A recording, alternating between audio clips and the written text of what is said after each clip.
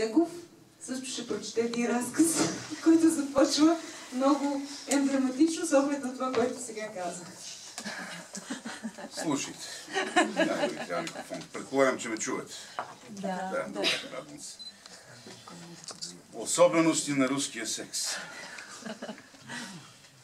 Водка, водка и още водка и няма край.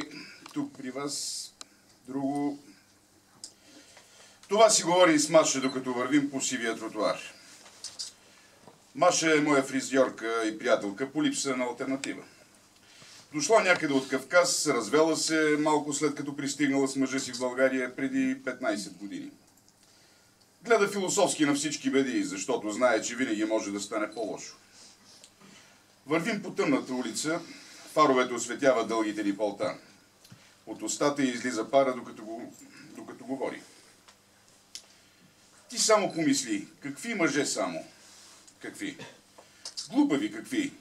Но и най-глупав мъж по-добре от без мъж. Маша има устойчиво мнение за мъжете. Годините са се натрупали върху тялото й и въпреки, че косата й е все така златна, а устните все така карминени, вече трудно може да си намери някого за един път. Да не говорим за повече.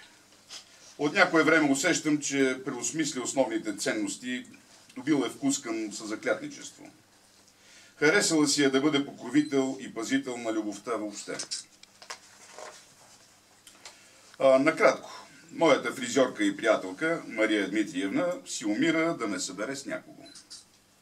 И ето, че този някой върви срещу нас по сивия тротуар, мой познат. Вот его, тъй чего окаменела, поправ волоси, когато е развълнувана, Маша обръща на руски. Да, то е. И аз наистина съм се вкаменила. Стига, Маша, няма да спираме. Он красавец, а тъй не буд дурой. В такива моменти Маша ужасно ми напомня на героините от Москва не вярва на сълзи. Дори визуално започва да прилича. Кърши се и се увива около човека, докато аз се чудя къде да си сложа ръцете. Вади и ги пъхам в джобовете, после ги кръстосвам, сигурно за 10-ти път. А ние съгласни, нямаме никаква работа. Ще дойдем, разбира се. Това ще дойдем, кара човека да се усмихне обещаващо. После ни подава ръка и се извинява, че бърза, но нали утре вечер така и така ще се срещнем. Хващам Маша и я повичам, докато тя продължава да се сбогува. Какъв срам! Изобщо не трябваше да спираме. Знаех, че бърза още като го видях как върви. Много глупаво се получи. Глупаво получилась, тъй глупава. Ето човек ни поканил на ресторан. Ти го накара, затова ще си ходиш сама. Маша спира насред това. А да не мислиш, че той ме не искал да покани. Не, миличка. Той мене ме поканил, защото аз говорила с него. Ти като умутяла, някой трябвало да го води. Той затова поканил двете. Ето защо ти ще отидеш, а аз ще направя си на болна. Мечтай си.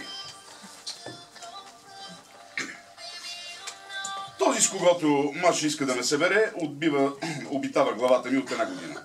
Естествено, тя не знае за това. Познава го от една случайна среща, когато той седна на нашата маса в едно претъпкано кафене.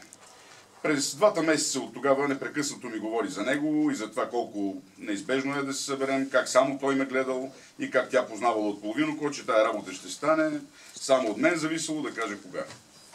Нямаше представа милата Машенка, Мария Дмитриевна, колко много исках да я права и колко в действителност се лъжеше. От 2 месеца всяка сутрин Маша ми прави косата, за да се чувствам добре и да изглеждам добре, ако той случайно ме покани на среща.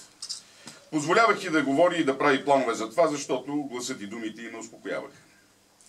Но ето, че сега съм в празния си апартамент и се опитвам да си припомня тротуарния разговор. Кой пръв каза добър вечер? Кой къде гледаше? Истината е, че нямам никаква представа. Всеки път, когато го видя, блокирам. Вярно, не е онова пагубно чувство, което те кара да преосмислиш всичките си ценности, да събереш живота си в един сак и да се изправиш пред вратата